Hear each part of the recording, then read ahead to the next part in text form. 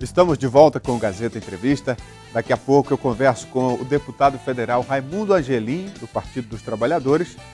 O deputado vem falar sobre a atuação dele na Câmara Federal e sobre esses temas polêmicos, reforma trabalhista, que ele votou contra, reforma da Previdência, que está em debate, e outros assuntos relacionados à política nacional.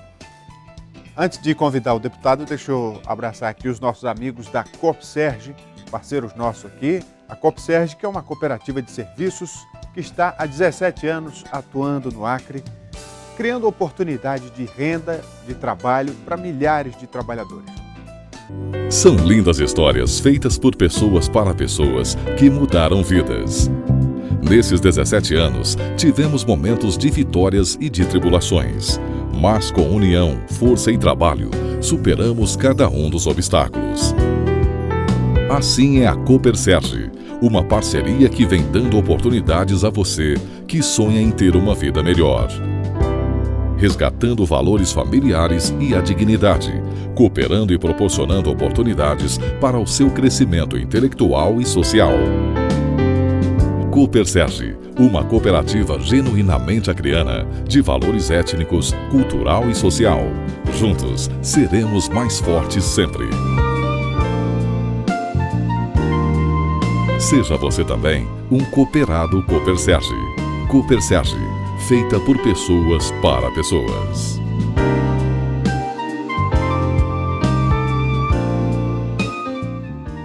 Muito bem, e aí a gente segue com o Gazeta Entrevista agora, chamando o deputado federal Raimundo Angelim. Por favor, deputado. Boa noite, bem-vindo. Prazer, obrigado. Então, deputado, o senhor foi um dos que votaram contra a reforma trabalhista, que foi votada essa semana, e o senhor disse claramente que considera a reforma um golpe contra os trabalhadores. Rogério, nós precisamos de muitas reformas no Brasil. Primeiramente, boa noite a todos. A reforma tributária, uma reforma política, uma reforma da Previdência, uma reforma trabalhista, mas não na forma como está sendo feito. Por exemplo, uma reforma trabalhista, você tem que trabalhar, primeiramente, a questão da CLT. Você tem que discutir a CLT, aquilo que realmente está ultrapassado, mas você não pode simplesmente desprezar a CLT e dizer isso aqui não vale, porque foram 100 artigos da CLT alterados. E o mais grave, o que vai valer daqui para frente, quando for homologado, que eu espero que não seja, que o Senado derrote, não é o que está na lei. Qualquer que seja a legislação, é o que vai ser negociado. É o negociado se sobrepondo ao legislado.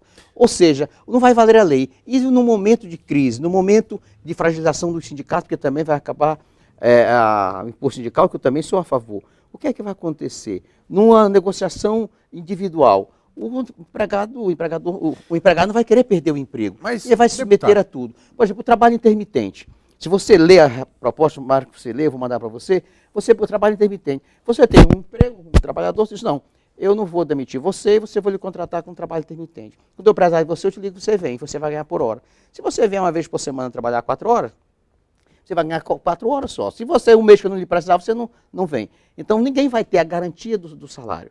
Por outro lado... Mas, na prática, esse tipo de relação de trabalho já não existe, né? A terceirização, as relações informais... Hoje, simplesmente, eles propõem, praticamente, eles fragilizam e esvaziam todas as competências da Justiça do Trabalho. Por que os juízes... Justiça do Trabalho, mas por que os juízes, os procuradores estão todos Um sindicato contra? Negocia um acordo coletivo com a classe trabalhadora, com a empresa. Daí a pouco vem um juiz, de uma canetada só, desmancha tudo isso. Também não é um contrassenso? Mas você tem na Justiça um amplo direito de defesa, o que é constitucional, um amplo direito de defesa. O que ocorre agora é que um empregado que se sentir prejudicado, para ele solicitar, demandar uma perícia ou qualquer outro apoio da Justiça do Trabalho, vai ter que pagar. Pagar de onde? Porque é caro o honorário advogatício. Então, o que eu acho é o seguinte, a reforma trabalhista tem que ser modernizada, sim, tem que existir, mas aqueles pontos que são fundamentais. Por exemplo, essa questão do sindicato, do imposto sindical, é uma questão que tem que ser discutida. É outra questão que você tem que ver. A questão da terceirização das atividades fins. Isso é um absurdo. Eu tenho agora, quinta-feira, um município do interior de Santa Catarina fez um leilão, um edital de um leilão para a contratação de professor. Então vai contratar pelo menor preço, ou seja, o professor que tem um mestrado, um doutorado para dar uma aula, no ensino médio, por exemplo, vai ser um preço. O professor que só tem a graduação vai ser um preço menor. Então agora vai ser leilão para contratar professor. Professor é uma atividade essencial na educação. E assim em outras áreas. Então está tudo entrelaçado. Agora, o que a gente espera é que no Senado Federal possa dar uma melhorada nesta reforma, né? Não só a favor de que seja derrotado na sua plenitude, tem pontos que podem ser permanecidos, mas aqueles que prejudicam. Por que só prejudica o lado fraco do trabalhador? Até porque o Senado tem esse papel de fazer o filtro, né? Exatamente. E eu creio que, de fato, isso vai acontecer. Agora, mais um ponto. Por exemplo, as férias, o trabalhador não vai ter mais direito de tirar os 30 dias de férias, vai ter, o empregador vai dizer, não, você vai tirar em 3 vezes e no período que eu quiser. Então, isso é um absurdo. Deputado, você tira agora, o direito. essa reforma vem no momento em que o Brasil tem 14 milhões de desempregados, que não surgiram do nada, né? Quer dizer, o governo do PT, que durou 13 anos, de uma forma ou de outra, contribuiu para o desemprego nesse nível. E durante 13 anos, dava para ter feito muitas reformas e não foram feitas, nenhuma reforma foi feita nesse período. Então, no período do governo, no segundo período do governo do presidente Lula, poderia ter feito todas as reformas necessárias. Também concordo com você, não foram feitas. Um equívoco do Partido dos Trabalhadores, do presidente da República. Agora, dizer você que esses 14 milhões de desempregados são só culpa do PT é um equívoco. Por quê? Porque desde que o Michel Temer entrou, vai completar 8, 9 meses, tem crescido a mês o número de desempregados. As coisas têm um retardo. Não, o efeito não é ele é um pouco porque retardado. Se dizia, não é imediato. Parece prefeito que quando está na campanha diz que vai resolver tudo. Quando assume, começa a botar a culpa no outro. O que os golpistas disseram é de que ia conter a economia, voltar a crescer, parar o desemprego, e está piorando a cada dia. Ô Rogério, se você vai olhar todas as pesquisas que estão saindo no Brasil, a aprovação do governo Temer é 4%. A pesquisa do Vox Populi, não, e do cujo dono o Ibope, é envolvido na Lava Jato. Não, que é isso? Então você não está lendo. O Ibope e o Instituto de Pesquisas agora que saiu da de São Paulo, que não tem nada a ver com o partido, três institutos de pesquisa, está dando 4% de aprovação do governo. Alguma coisa está errada. Alguma coisa está errada. Agora, em relação à reforma, por exemplo, da Previdência, eu acho que a reforma da Previdência está sendo debatido amplamente, mas para o trabalhador rural, praticamente vai acabar. Como é que você vai exigir que o trabalhador rural pague 49 anos de contribuição se ele não tem uma renda mensal? Já caiu para 40, né? Sim, mas ele não tem uma renda mensal. Como é que ele vai pagar com o quê? O trabalhador rural, ele só paga em excesso quando ele vende a produção, quando é da safra. E agora eles querem que ele pague religiosamente, mensalmente. Com que recurso? Então tem que ser trabalhado. Eu espero que ainda há um tempo para se trabalhar. Essa proposta agora para 7, 10 de maio. Eu acho que tem ainda uma semana para se debater isso na comissão especial. Vai para o Senado. E eu acredito que se possa trabalhar. Essa é a reforma que ele vai ter mais dificuldade de aprovar, porque a base do governo, inclusive o PSB, que é da base do governo, já fechou questão. O PHS saiu da base do governo, já fechou questão. Então, muitos partidos estão fechando questão para não votar a reforma da Previdência, como está.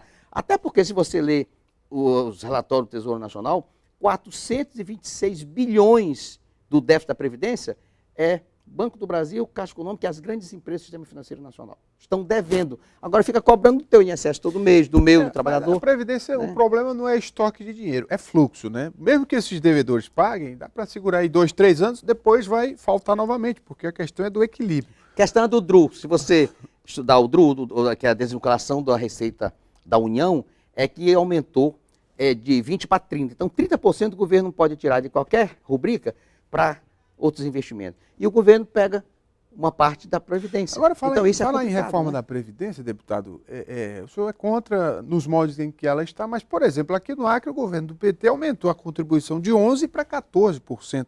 Isso não é ferir o trabalhador? E a Câmara Federal retirou, nós derrotamos isso nessa semana, teve uma votação, uma emenda, nós retiramos e derrotamos essa emenda de aumentar a Previdência nos estados. Porque isso, na negociação da dívida dos estados e dos municípios, era uma exigência do governo Temer para poder negociar. Aí, nesse caso, nós dividimos. O senhor está sendo coerente, né? Porque não, aí... eu não me posiciono a favor desse aumento da Previdência.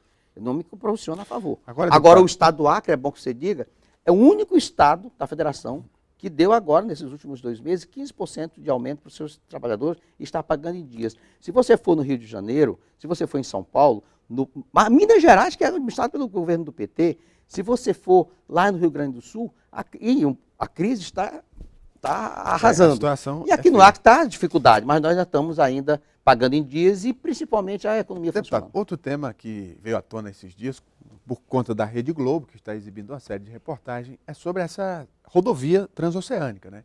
E o senhor, quando era prefeito de Rio Branco, aliás, eu sempre o trato como prefeito aqui no programa, mas quando o senhor era prefeito, no auge da construção da rodovia, daquela expectativa positiva, e como é que o senhor vê essa questão, né? Quer dizer, quase uma década depois da rodovia, esse momento em que se faz essa reflexão, será que de fato ela cumpriu o papel? Eu fiz um pronunciamento na Câmara e vou publicar esta semana um artigo que eu fiz pesquisando sobre isso. Nós não podíamos ficar de costas para um país que tem milhões e milhões de habitantes, que é o Peru.